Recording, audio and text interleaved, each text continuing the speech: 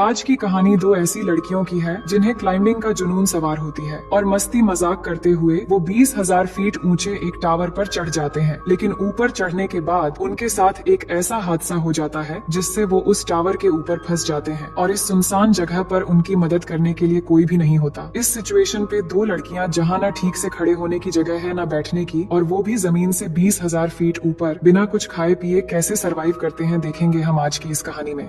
Hello दोस्तों, मेरा नाम है इशिता और कहानी की शुरुआत होती है बेकी, उसके हस्बैंड डैन और उनकी दोस्त शाइलो को दिखाते हुए। ये तीनों एक बड़े पहाड़ पर क्लाइंबिंग कर रहे थे और क्लाइंबिंग का ये एडवेंचर उनके लिए नया नहीं था, इसलिए तीनों काफी एक्साइटेड थे। अब ऊपर चढ़ते हुए डैन को चट्टान में एक छोटी सी केव नजर आती है, तो वो जब अपनी पकड़ मजबूत करने के लिए वहाँ हाथ डालता है तभी एक बर्ड की वजह से उसका बैलेंस बिगड़ जाता है और वो रस्सी के सहारे लटक जाता है। ये देखकर शाइलो और बेकी घबरा जाते हैं और उसे बचाने की कोशिश करते हैं, लेकिन अचानक रस्सी टूट जाती है और उनकी आंखों के सामने ही डैन यहाँ से गिरकर मारा जाता है। इस हादसे के बाद बेकी एकदम सदमे में चली जाती है। फिर यहाँ से हमें पूरे 1 साल बाद का सीन दिखाया जाता है जहाँ बेकी अभी भी उस सदमे से बाहर नहीं आ पाई थी। वो अकेलेपन और दर्द से जूझ रही थी और शराब उसकी जिंदगी का हिस्सा बन चुकी थी। अपनी बेटी की ऐसी हालत देखकर उसके डैड जेम्स परेशान हो जाते हैं और उसे जिंदगी में आगे बढ़ने की सलाह देते हैं, लेकिन बेकी अपनी जिंदगी से इतनी निराश हो चुकी थी कि अब वो कुछ भी सुनना और समझना नहीं चाहती थी। अब उसी रात वो सुसाइड करने का मन बना लेती है। तभी उसकी फ्रेंड शाइलो का कॉल आता है। असल में शाइलो को बेकी के पिता ने ही उसके पास भेजा था उसे समझाने के लिए। अब शाइलो बेकी के पुरानी यादें भुलाने के लिए उसे एक 20,000 फीट ऊंचे और पुराने टावर पर चढ़ने का चैलेंज देती है। पर ये सुनकर शुरुआत में बेकी तो मना कर देती है, लेकिन शाइलो उसे समझाती है कि हमें कभी कभी लाइफ में मूव ऑन होने के लिए किसी बहाने की जरूरत पड़ती है और शायद यही वो मौका है। जिसके बाद फाइनली वो तैयार हो जाती है। फिर अगले दिन दोनों उस खतरनाक सफर के लिए निकल पड़ती हैं। सफर के दौरान बेकी शाइलो के फोन में उसकी पुरानी तस्वीरें देखती है। एक तस्वीर में शाइलो के कंधे पर किसी लड़के का हाथ नजर आता है, जिसके बारे में पूछने पर शाइलो उसे एक फ्रेंड कहकर बात टाल देती है। इतने में बेकी के डैड का कॉल आता है, पर वो कॉल नहीं उठाती। अब रास्ते में दोनों एक होटल में रुकती हैं, जहां बेकी को पता चलता है कि शाइलो एक यूट्यूबर है और वो क्लाइंबिंग ब्लॉग्स बनाती है। इसके बाद वो उस टावर के बारे में वहाँ के एक वेटर से पूछती है कि वो कहाँ है, तो वो वेटर बताती है कि वो टावर तो सामने ही दिख रहा है, जो यहाँ से कुछ 2 मील दूरी पर है। अब रात को दोनों उसी होटल में रुक गए थे। तभी बेकी को एक सपना आता है कि वो डैन के साथ प्राइवेट टाइम स्पेंड कर रही है। तभी उसकी आंख खुल जाती है। अगली सुबह दोनों अपना सफर फिर से शुरू करती हैं। शाइलो अपना ब्लॉगिंग शुरू कर देती है और इसी दौरान उनका ध्यान भटकने की वजह से एक बड़ा एक्सीडेंट होते होते बचता है। इसके बाद दोनों आखिरकार उस सुनसान जगह पर पहुंच जाते हैं जहां से टावर दिखाई दे रहा था, पर उससे पहले उन्हें ताले से बंद एक गेट मिलता है जिस पर वार्निंग बोर्ड भी लगा था। अब गेट बंद होने की वजह से उन्हें गाड़ी वहीं रखकर जाना पड़ेगा, तो दोनों पैदल ही आगे बढ़ने लगती हैं। ये एक सुनसान रेगिस्तानी इलाका था जहां रास्ते में दोनों को एक मरा हुआ जानवर नजर आता है जिसे गिद्ध खा रहे थे। शाइलो उसकी फोटो खींचकर इंस्टाग्राम पर डाल देती है और फोटो बहुत जल्द वायरल भी हो जाती है। फिर जब वो टावर के पास पहुंचती है तो बेकी उसकी ऊंचाई देखकर डर जाती है और शाइलो से कहती है, मैं ये नहीं कर पाऊंगी, मेरे हाथ कांपने लगे हैं। लेकिन शाइलो उसे मोटिवेट करती है और अपने डर पर काबू पाने को कहती है। फिर वो मान जाती है। अब टावर काफी पुराना था, तो दोनों सेफ्टी रोप के सहारे एक दूसरे से जुड़ जाते हैं और चढ़ाई शुरू कर देते हैं। शाइलो आगे थी और बेकी पीछे, लेकिन उस टावर पर पूरी तरह रस्ट लग चुका था और सीढ़ी भी पूरी तरह हिल रही थी। पर शाइलो का हौसला नहीं टूटा। वो आगे बढ़ती गई जबकि पूरा टावर कांप रहा था। बेकी भी हिम्मत करके आगे बढ़ती जा रही थी। तभी अचानक जो स्टेप उसने पकड़ा था वो टूट के नीचे गिर गई, पर वो बाल बाल बच गई। इससे बेकी डर जाती है, लेकिन शाइलो उसे फिर से हिम्मत देती है। अब अगर यहाँ टूट रहा है तो आगे भी टूट सकता है। और हम देखते हैं कि कई सारे नट बोल्ट भी लूज थे, क्योंकि टावर बहुत ज्यादा पुरानी है। लगभग आईफिल टावर जितना पहुंचकर उन्होंने पानी पिया और वहाँ से भी नीचे जमीन का सब कुछ बहुत ही ज्यादा छोटा दिख रहा था। अब ऐसा करते करते उन्होंने अंदरूनी सीढ़ी पार कर लिया था, यानी कि लगभग 1,800 फीट की चढ़ाई हो चुकी है। अब बचे हुए 200 फीट की चढ़ाई जो उनको बाहर की सीढ़ियों से तय करना होगा, और जैसी हवा चल रही है उस हिसाब से तो मुश्किल है। बेकी को और आगे जाने का मन नहीं था, लेकिन शाइलो ने तो स्टार्ट भी कर दिया, इसलिए अब उसे भी जाना पड़ेगा। इन सीढ़ियों की हालत और भी बुरा था, क्योंकि ये बाहर की साइड है। कुछ और आगे बढ़ने के बाद उन्हें अब एक डिश को पार करना था, लेकिन यहाँ से भी शाइलो हंसते हंसते पार हो गई। फिर उसने बेकी की भी हेल्प की। वो काफी डर रही थी। ऊपर से शाइलो भी सीढ़ी हिलाकर उसे और डराने लगती है, जिससे नट बोल्ट और भी ढीले हो गए थे। उसी टाइम एक बोल्ट भी निकलकर गिर गया था। इसके बावजूद भी दोनों कैसे भी करके सही सलामत टावर के टॉप पर चढ़ जाते हैं, लेकिन ऊपर पहुंचते हुए एक और बोल्ट भी निकलकर गिर गया था और इन सब का उन्हें कोई भी अंदाजा नहीं था। अब टॉप पर पहुंचकर दोनों बहुत खुश हो जाती हैं और शाइलो दोबारा से अपना ब्लॉग बनाना शुरू करती है। वो वीडियो में अच्छे शॉट लेने के लिए ड्रोन कैमरा का इस्तेमाल करती है। फिर वो अपने व्यूअर्स को और अच्छा कंटेंट देने के लिए बेकी को ड्रोन का रिमोट पकड़ाकर खुद टावर के सहारे एक हाथ पर लटक जाती है। बेकी ये सब करने से मना भी कर रही थी, लेकिन शाइलो कहाँ सुनती है। शॉट लेने के बाद वो वापस ऊपर आती है और सेम एक पोज बेकी को भी देने के लिए कहती है, लेकिन बेकी ऐसा करने से मना कर रही थी, जिस पर शाइलो कहती है कि उसका डर भगाने का ये सबसे बड़ा मौका है। जिसके बाद बेकी शाइलो का हाथ पकड़कर वही सेम स्टंट करती है और शाइलो उसकी सेल्फी लेने लगती है। इसके बाद बेकी वापस ऊपर आ जाती है। अब यहाँ पर बेकी डैन की अस्थियां लेकर आई थी। वो डैन को याद करती हुई उसकी अस्थियां वहीं विसर्जित कर देती है और इस मोमेंट पर बेकी और शाइलो दोनों काफी इमोशनल हो जाती हैं और उसे याद करने लगती हैं। इसके बाद वो डिसाइड करते हैं कि अब उन्हें वापस जाना चाहिए, इसलिए वो अपने सेफ्टी रोप को खुद से कनेक्ट करती हैं और पहले बेकी नीचे जाना शुरू करती है। लेकिन जैसे ही वो पहला कदम सीढ़ी पर रखती है तो बचे हुए बोल्ट भी खुलकर सीढ़ी टूटकर गिर जाती है, पर बेकी रोप के सहारे लटक जाती है। शाइलो ये देखकर बहुत ज्यादा डर जाती है, पर किसी तरह उसे खींचकर वापस ऊपर ले आती है। यहाँ बेकी मौत के मुंह से बचकर आने की वजह से डर के मारे रोने लगती है, पर अगले ही पल अचानक दोनों हंसने लगती हैं, क्योंकि ये बहुत ही एडवेंचर मोमेंट था। फिर नीचे देखने पर उन्हें पता चलता है कि सीढ़ी पूरी तरह टूट चुकी है और अब वो नीचे कैसे जाएंगे। दोनों परेशान हो जाती हैं और अपने अपने फोन चेक करती हैं, पर फोन में नेटवर्क नहीं था, क्योंकि इतनी ऊंचाई पर नेटवर्क नहीं मिल सकता। फिर उन्हें वहाँ एक इमरजेंसी बॉक्स दिखता है, जिसे खोलने पर उन्हें एक दूरबीन और एक फ्लेयर गन मिलती है, लेकिन उनका बैग नीचे जाकर टावर के डिश पर अटक चुका था, जिसमें पीने का पानी था। ये सब देखकर बेकी शाइलो पर भड़क जाती है कि अब हम यहीं पर प्यास से मर जाएंगे। तो शाइलो उसे शांत कराते हुए कहती है कि हो सकता है सीढ़ी गिरने की आवाज सुनकर कोई न कोई 911 को कॉल कर चुका होगा और पुलिस हमारी मदद के लिए आती ही होगी, इसलिए अब हमें बस थोड़ी देर इंतजार करना है जब तक कोई आ नहीं जाता। तभी शाइलो नोटिस करती है कि गिरने की वजह से बेकी के पैर पर चोट लगी है, तो ब्लड रोकने के लिए शाइलो उसकी चोट पर अपनी शर्ट बांध देती है। अब दोनों मदद के लिए इंतजार करने लगती हैं। कुछ समय बाद बेकी शाइलो से पूछती है कि उसने ब्लॉगिंग क्यों शुरू की, जिस पर शाइलो कहती है कि मैंने ये डैन के लिए शुरू किया था, जो सुनकर बेकी के मन में शाइलो के प्रति थोड़ी शक बैठ जाती है। अब 5 घंटे बीत चुके थे, लेकिन उनके लिए कोई भी मदद अब तक नहीं पहुंची थी। फिर शाइलो अपना फोन चेक करती है तो उसने जो मरे हुए जानवर की फोटो अपलोड की थी, उससे उन्हें एक आइडिया आता है। वो अपने फोन पर एक हेल्प मैसेज टाइप करके फोन को रस्सी से बांधकर नीचे लटकाने लगती है, ये सोचकर कि शायद नीचे ले जाने पर फोन में सिग्नल आ जाएगा और उनकी पोस्ट अपलोड हो जाएगी। पर ऐसा करते हुए उनकी रस्सी सिर्फ 15 फीट की थी, तो फोन नीचे ले जाने के लिए शाइलो थोड़ी नीचे लटक कर भी ट्राई करती है, लेकिन उनकी ये कोशिश नाकाम हो जाती है। इसके बाद बेकी को एक आइडिया आता है। वो कहती है कि नीचे पूरी तरह सिग्नल होगा, तो क्यों ना हम फोन को किसी तरह नीचे फेंक दें। तो शाइलो भी एग्री हो जाती है और अपना जूता उतारकर उसके अंदर फोन को अच्छे से रख देती है और फोन टूट न जाए इसलिए वो अपने सॉक्स और अंडरगारमेंट्स का इस्तेमाल करते हैं। फिर दोनों उसे नीचे गिरा देती हैं। अब फोन नीचे तो चला जाता है, लेकिन दूरबीन से देखने पर भी उन्हें दिखाई नहीं दे रहा था कि फोन अच्छे से गिरा है या टूट गया है। तभी बेकी नोटिस करती है कि शाइलो के पैर पर 143 का टैटू बना हुआ है, जिसका यूज डैन उसे आई लव यू कहने के लिए करता था। बेकी को शक होता है, पर वो चुप रहती है। तभी इन्हें नीचे एक आदमी और उसका डॉग दिखाई देता है, जिससे दोनों चिल्लाकर आवाज लगाने लगती हैं। पर ज्यादा ऊंचाई की वजह से उस आदमी तक इनकी आवाज पहुंच ही नहीं पा रही थी और वो आदमी भी फोन पर बिजी था। वही शाइलो का फोन भी नीचे गिरकर चकनाचूर हो चुका था। तो बेकी संकेत देने के लिए अपना एक जूता निकालकर नीचे फेंकती है और वो उस आदमी के पास पहुंचता भी है, लेकिन वो आदमी इनके इशारे नहीं समझ पाता। उल्टा वो किसी और का जूता समझकर फेंक देता है और अपने डॉग को लेकर जाने लगता है। ये देखकर बेकी वहाँ फ्लेयर गन चलाने वाली होती है, पर शाइलो उसे मना करती है कि दिन में फ्लेयर गन चलाने से उसे शायद दिखाई भी नहीं देगा, इसे हमें अंधेरा होने पर चलाना होगा। तब इन्हें सामने एक गाड़ी नजर आती है, जिसके अंदर एक और आदमी भी था। अब इनके पास एक लास्ट आइडिया बचा था कि रात होते ही वो फ्लेयर गन चलाएंगी, जिससे वो लोग इन्हें देख लेंगे। इसके बाद अंधेरा होते ही दोनों फ्लेयर गन चला देती हैं, जिससे वो दोनों आदमी इन्हें देख भी लेते हैं। अब यहाँ शाइलो नोटिस करती है कि वो दोनों आदमी इनकी कार के पास आ रहे हैं, जिससे वो काफी ज्यादा खुश हो जाती हैं कि अब उन्हें मदद मिल जाएगी। लेकिन वो दोनों इनकी गाड़ी के पास पहुंचकर उनकी ही गाड़ी चुराकर वहाँ से भाग जाते हैं। ये देखकर वो बहुत चिल्लाती हैं, पर यहाँ उनकी आवाज कौन सुनने वाला था। अब इनके पास एक आखिरी उम्मीद बची थी, वो भी नाकाम हो जाती है, जिससे इनका जीने का हौसला भी टूटता जा रहा था। अब अंधेरा होने की वजह से टावर की सिग्नल लाइट चलने लगती है। दोनों को बहुत नींद भी आ रही थी, लेकिन यहाँ पर सोने से नीचे गिरने का खतरा भी हो सकता है, इसलिए वो सो भी नहीं सकती थी। अब दोनों बात करने लगते, जिस बीच बेकी शाइलो के टैटू के बारे में पूछ ही लेती है। इसके बाद शाइलो उसे शर्मिंदगी से कहती है कि तुम्हारे हस्बैंड के साथ मेरा 4 महीने का अफेयर था और ये मेरी जिंदगी की बहुत बड़ी भूल थी। तुम्हें ये जानकर बहुत दुख होता, इसलिए डैन के मरने के बाद भी मैंने तुम्हें कभी नहीं बताया। मैं उसे चाहने लगी थी क्योंकि वो सबसे अलग था, पर मुझे जल्द ही एहसास हो गया था कि मैं तुमसे ज्यादा उसे कभी भी प्यार नहीं कर सकती। ये सब कुछ जानने के बाद बेकी को बहुत ज्यादा बुरा लगता है, पर वो कर भी क्या सकती थी। अब इन दोनों को यहाँ 24 घंटे बीत चुके थे और सुबह हो गई थी और बिना खाए पिए दोनों को भूख भी बहुत ज्यादा लग रही थी। इसलिए शाइलो डिसाइड करती है कि वो किसी तरीके से यहाँ से नीचे जाकर अपना बैग ऊपर ले आएगी, जिसके बाद वो रस्सी को टावर से बांधकर वहाँ से नीचे चली जाती है। लेकिन किसी तरह नीचे जाने के बाद रस्सी छोटी होने की वजह से शाइलो अभी भी बैग तक नहीं पहुँच पा रही थी। अब उसके पास और कोई ऑप्शन नहीं था, इसलिए वो अपनी रस्सी से लटक कर किसी तरह डिश तक जंप लगाकर पहुँच जाती है। वहाँ पहुँचकर सबसे पहले अपने बैग से पानी पीती है, लेकिन अब उसके सामने एक और चैलेंज था कि वो कैसे ऊपर जाएगी। पर किसी तरीके से अपने बैग को उस रस्सी से लटका देती है, जिसके बाद फिर से जंप लगाकर खुद भी उस रस्सी के सहारे लटक जाती है। फिर बेकी उसे ऊपर खींचना शुरू कर देती है। शाइलो भी ऊपर चढ़ने लगती है और वो बस ऊपर पहुंचने ही वाली थी, तभी बेकी के हाथ से रस्सी फिसल जाती है, जिससे वो तेजी से नीचे गिरने लगती है। ये देखकर बेकी की धड़कन एकदम से तेज हो जाती है, क्योंकि डेन को खोने के बाद अब वो अपनी बेस्ट फ्रेंड को नहीं खोना चाहती थी। लेकिन जैसे ही वो डरी हुई नीचे देखती है तो शाइलो उसे रस्सी पर लटकी हुई दिखती है। हालांकि शाइलो के हाथों में काफी चोट लग गई थी और अब वो खुद रस्सी पकड़कर ऊपर चढ़ने की कोशिश नहीं कर सकती थी। इसके बाद बहुत मुश्किल से बेकी अकेले ही अपनी पूरी ताकत लगाकर शाइलो को टावर के ऊपर ले आने में कामयाब हो जाती है। फिर बेकी पानी पीती है और थोड़ी देर बाद एक हेल्प नोट लिखकर उसे ड्रोन में फंसा देती है। दोनों ड्रोन के सहारे अपना मैसेज पास के होटल तक पहुंचाने की कोशिश करती है। वो काफी खुश हो रही थी, पर थोड़ी दूर जाते ही ड्रोन में बैटरी कम होने लगती है, इसलिए बैटरी पूरी तरह खत्म होने से पहले वो ड्रोन को वापस अपने पास ले आती है। अब ये एक आखिरी जरिया था उनके बचने का, लेकिन वो भी नाकामयाब रहा। बेकी रोने लगती है कि अब हमारा क्या होगा, शायद हम यहीं पर मर जाएंगे। लेकिन शाइलो उसे समझाती है कि ऐसा कुछ नहीं होगा, हम जरूर यहाँ से निकलेंगे। आगे देखते हैं कि रात हो चुकी है और बेकी को एक भयानक सपना आता है, जिसमें वो देखती है कि शाइलो की उसी टावर पर मौत हो गई है और गिद्ध उसके बॉडी को खा रहे हैं। इसके बाद जब वो डर कर उठती है तो उसे पता चलता है कि ये बस एक बुरा सपना था। फिर अगली सुबह बेकी को एक आइडिया आता है कि वो टावर के ऊपर लगी लाइट से ड्रोन को चार्ज कर सकती है। हालांकि शाइलो चढ़ने में होशियार थी, पर उसके हाथ की चोट की वजह से वो ऊपर नहीं चढ़ सकती थी। इसके बाद बहुत हिम्मत करके बेकी टावर के पोल पर चढ़ जाती है और फिर उस लाइट को खोलकर जैसे ही ड्रोन चार्जर को प्लग में लगाती है तो प्लग काफी लूज होता है, इसीलिए बैटरी फुल चार्ज होने तक बेकी को ऊपर लटके हुए ही उस चार्जर को पकड़ के रखना पड़ता है। अब काफी समय तक उस पोल को पकड़े रहने की वजह से बेकी के हाथ धीरे धीरे सुन पड़ने लगते हैं और इससे भी बड़ी मुसीबत ये थी कि अब वहाँ पर एक गिद्ध आकर बार बार उस पर अटैक करने लगता है। इससे वो किसी तरह खुद को संभाल तो लेती है, पर उसके हाथ से बैग नीचे गिर जाता है, पर वो किसी तरह खुद को ऊपर संभालती है और फिर थोड़ी देर बाद ड्रोन की बैटरी फुल चार्ज हो जाती है, जिससे वो नीचे आ जाती है। इसके बाद वो ड्रोन को उड़ाकर होटल तक पहुँचाने की कोशिश करती है। ड्रोन फुल चार्ज भी था और उनके अंदर एक उम्मीद भी जाग रही थी कि अब शायद उन्हें मदद मिल जाएगी। लेकिन जब वो ड्रोन होटल तक पहुँचने ही वाला था तभी उसकी टक्कर एक ट्रक से हो जाती है और अब ड्रोन टूटने की वजह से उन्हें ड्रोन के कैमरे से कुछ दिखाई भी नहीं दे रहा था। ये देखकर दोनों एकदम टूट जाती हैं, क्योंकि उनका ये आखिरी ऑप्शन भी अब खत्म हो चुका था। फिर आगे देखते हैं कि शाम होने को आई है और उनके बिल्कुल सामने एक तूफान नजर आ रहा था जो बहुत जल्द उनके ऊपर आने वाला है। बेकी को बहुत तेज नींद भी आ रही थी, लेकिन शाइलो उसे सोने से मना करती है, क्योंकि उसके सोते ही पैर के जख्म की वजह से गिद्ध आकर उस पर हमला करने लगेंगे। इसके बाद बेकी शाइलो से उसका दूसरा जूता भी मांगती है, ताकि इस बार वो अपना फोन डालकर नीचे फेंक सके। पर शाइलो कहती है कि मेरा जूता तुम्हें नहीं मिल सकता, क्योंकि वो नीचे डिश पर गिरा हुआ है। अब यहाँ पर कहानी हमें एक बड़ा झटका देती है। हमें पता चलता है कि जब बेकी शाइलो को नीचे डिश से ऊपर खींच रही थी तभी हाथ फिसलने की वजह से शाइलो डिश पर गिर गई थी और वहीं पर उसकी मौत हो गई थी। इसके बाद से बेकी को हेलुसिनेशन होने लगे थे। वो सिर्फ बैग को ही ऊपर लाई थी और शाइलो को अपनी प्रेजेंस में बस इमेजिन कर रही थी और उस समय से लेकर अब तक बेकी अकेले ही सरवाइव कर रही थी। बेकी बहुत रोती है क्योंकि उसकी जिंदगी में उसकी एक दोस्त ही थी जो अब नहीं रही। अब रात में बेकी अपने डैड के लिए एक वीडियो मैसेज रिकॉर्ड करती है, जिसमें वो बताती है कि वो वापस घर आना चाहती है और जिंदगी को जीना चाहती है, पर अब ऐसा नहीं कर सकती। उसके डैड हमेशा उसके लिए सही थे और वो उन्हें बहुत प्यार करती है। वहीं दूसरी ओर उसके फादर जेम्स भी उसके लिए बहुत परेशान थे कि उनकी बेटी कहाँ चली गई। फिर अगले दिन का समय देखते हैं, जब बेकी सोई हुई थी तभी एक गिद्ध आकर उसके जख्म से मांस खाने लगता है, लेकिन उसे बहुत भूख लगी थी, इसलिए हिम्मत करके वो उस गिद्ध को किसी तरह पकड़ लेती है और उसे मारकर खाने लगती है, क्योंकि जो जीतेगा वही जिएगा। अब खाने के बाद उसमें थोड़ी ताकत आ जाती है तो वो रस्सी के सहारे बहुत होशियारी से नीचे डिश पर उतर जाती है, जहाँ शाइलो की डेड बॉडी पड़ी हुई थी। इसके बाद वो अपने डैड को एक मैसेज सेंड करती है कि वो इस टावर पर फंसी हुई है। फिर अपने फोन को शाइलो के जूते में डाल देती है, लेकिन मैसेज सेंड होने से पहले फोन न टूट जाए इसलिए न चाहते हुए भी जूते समेत फोन को शाइलो की बॉडी में डाल देती है और फिर उसकी डेड बॉडी नीचे फेंक देती है। इसके बाद रात का समय देखते हैं जहाँ बेकी के डैड को मैसेज मिलते ही उन्होंने कॉल करके पुलिस को उस लोकेशन में भेज दिया था। फिर जैसे ही वो उस टावर तक पहुँचते हैं तो देखते हैं कि पुलिस एक डेड बॉडी को कवर कर रही है। ये देखकर उन्हें लग रहा था कि ये उनकी बेटी की डेड बॉडी है। तभी बेकी अपने डैड को पुकारती हुई उनके पास आती है, जिसे पुलिस ने रेस्क्यू कर लिया था। वो अपने डैड के गले लगकर बहुत रोती है और कहती है कि आप हमेशा मेरे लिए सही थे, और अपनी बेटी को जिंदा देखकर उसके डैड भी बहुत खुश होते हैं और उसे घर ले जाने लगते हैं। तो दोस्तों, ये थी रोमांच और हिम्मत की एक ऐसी कहानी जो हमें सिखाती है कि चाहे हालात कितने भी मुश्किल क्यों न हो, अगर हम हार नहीं मानते और आखिरी दम तक संघर्ष करते हैं तो जिंदगी हमें नए रास्ते जरूर दिखा देती है। और इसी के साथ कहानी यहीं पर खत्म हो जाती है। तो दोस्तों, मैं उम्मीद करती हूँ कि ये कहानी आपको बेहद पसंद आएगी, और अगर आप हमारे चैनल में पहली बार आए हैं तो वीडियो को लाइक करके चैनल को सब्सक्राइब कर लीजिए।